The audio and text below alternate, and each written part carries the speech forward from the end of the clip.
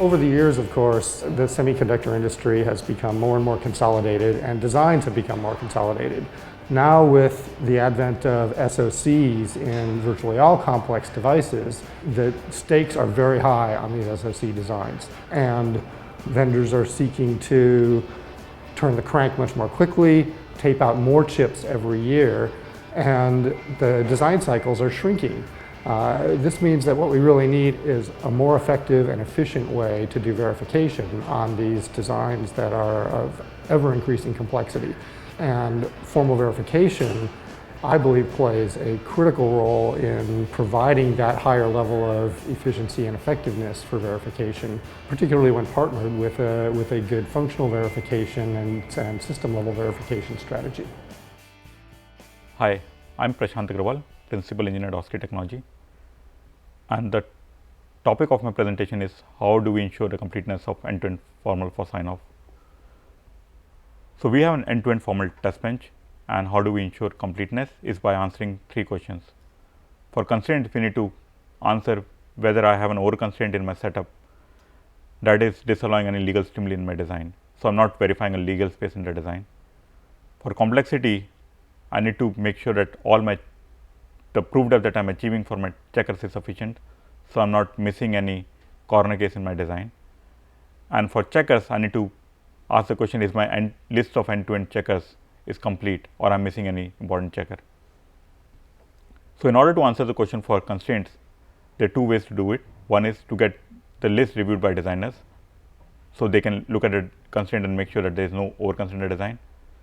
There is another way to validate is to actually three steps that you can use to validate this thing. One is by instantiating constraints in simulation and running them, and in case any constraint fails, then you need to go back and look at why is it failing. Is it because there's a problem in that simulation test bench, or the constraint was over constraint, or maybe there's a bug in the neighboring block.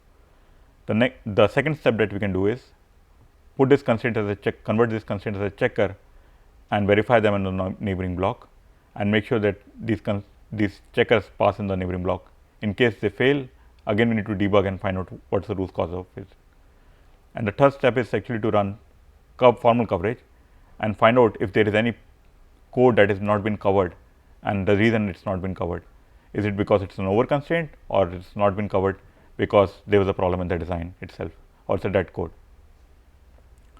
So with this, we can ensure that our constraints are complete.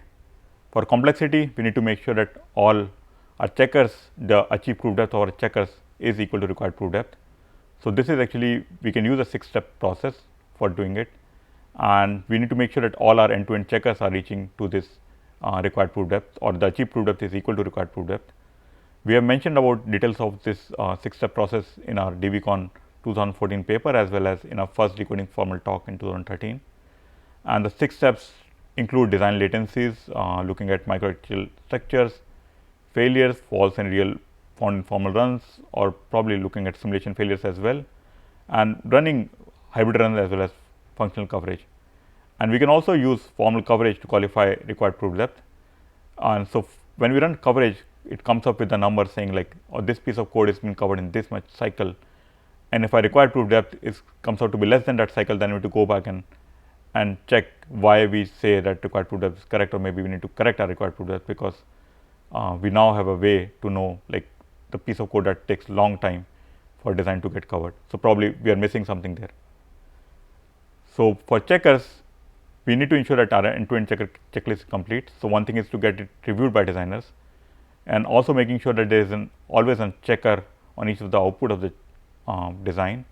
And there may be exceptions where we don't want to write checkers on debug signal or test signals, and that will be based on what designer want to verify. Another way to verify that we have the end-to-end checklist complete is by using negative testing, where we artificially insert design bugs and check if our existing checker is failing, and also make sure that all bugs that have been found by simulation in the system level simulation runs are being found by existing checker in formal. And we can also use proof core coverage to ensure that all our checkers are covering 100% of code, to make sure our list of checkers is complete. So if we do all this, then we believe that we can have a complete test bench, and we have done it for a lot of our customer projects. And what we have found is formal is a learnable technique, but what it requires is a dedication and commitment to make sure that we make sure our checkers converge. Also, we should not be afraid of looking into the RTL and finding out why the checker is failing and what are the reasons for it. And sometimes we have complexity issues and we need to be creative enough to solve those complexity problems. And with patience and hard work, you can actually become a formal expert. So to demonstrate all of this completeness, we actually had a challenge running in this DAC 2015, where we asked participants to come to our booth and insert bugs in RTL. And so our end-to-end formal test bench was able to catch all the functional bugs that were inserted. And in parallel, we also had an internal sessions, 144 internal sessions, which were only able to catch 22 of these bugs. So yeah, so that's how we can actually make sure that if we follow this process, we can have an end-to-end complete test bench. And thanks a lot for your time.